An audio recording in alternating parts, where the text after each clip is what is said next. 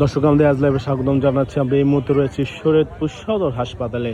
আমরা একটি হৃদয় বিদারক তথ্য আপনাদেরকে জানাতে চাই যে শরীয়তপুর সদর উপজেলার কীর্তিনশা নদীর পাড়ে, যেটি রাজগঞ্জ এলাকা নামে পরিচিত, সেই কীর্তিনশা নদী থেকে এক প্রতিবন্ধীর মরদেহ কিন্তু স্থানীয়রা উদ্ধার করেছে এবং স্থানীয়রা উদ্ধারের পর সেই মরদেহ শরীয়তপুর সদর হাসপাতালে নিয়ে যাওয়া হয় এবং সদর হাসপাতালে সুরতহাল শেষে সেই প্রতিবন্ধীর মরদেহ তার পরিবারকে হস্তান্তর করা হয়। এবং পরিবার এবং পুলিশ আমাদেরকে যেমনটা জানিয়েছে, সাজ্জাদ কিন্তু মাঝে মাঝেই তার বাড়ি থেকে হারিয়ে যেত এবং হারিয়ে যাওয়ার কারণে সাজ্জাদকে শিকলবন্দি করে রাখা হতো।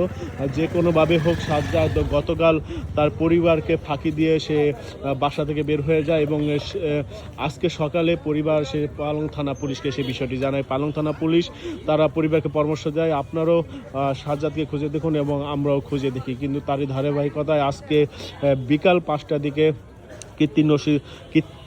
কীর্তিনাশা নদীর পাড়ে সাজ্জাদের মরদেহ নদীর ভিতরে পড়ে থাকতে দেখে স্থানীয়রা। পরে সেখান থেকে স্থানীয়রা উদ্ধার করে পুলিশকে খবর দেয় এবং পুলিশ এসে সাজ্জাদের মরদেহ উদ্ধার করে। দর্শক, আপনাদের বাসায় যারা প্রতিবন্ধী শিশু রয়েছেন, যারা বয়স্ক বৃদ্ধ রয়েছেন, তাদেরকে সবসময় খেয়াল রাখবেন, কারণ তারাই কিন্তু আমাদের এই আপনজন।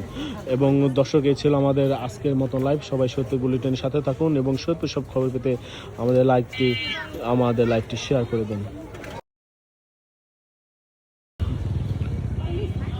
দর্শক আমাদের আজ লাইভে স্বাগতম জানাচ্ছি। আমরা এই মুহূর্তে রয়েছি শরীয়তপুর সদর হাসপাতালে। আমরা একটি হৃদয় বিদারক তথ্য আপনাদেরকে জানাতে চাই যে শরীয়তপুর সদর উপজেলার কীর্তিনশা নদীর পাড়ে, যেটি রাজগঞ্জ এলাকা নামে পরিচিত, সেই কীর্তিনশা নদী থেকে এক প্রতিবন্ধীর মরদেহ কিন্তু স্থানীয়রা উদ্ধার করেছে এবং স্থানীয়রা উদ্ধারের পর সেই মরদেহ শরীয়তপুর সদর হাসপাতালে নিয়ে যাওয়া হয় এবং সদর হাসপাতালে সুরতহাল শেষে সেই প্রতিবন্ধীর মরদেহ তার পরিবারকে হস্তান্তর করা হয়। এবং পরিবার এবং পুলিশ আমাদেরকে যেমনটা জানিয়েছে, সাজ্জাদ কিন্তু মাঝে মাঝেই তার বাড়ি থেকে হারিয়ে যেত এবং হারিয়ে যাওয়ার কারণে সাজ্জাদকে শিকলবন্দি করে রাখা হতো।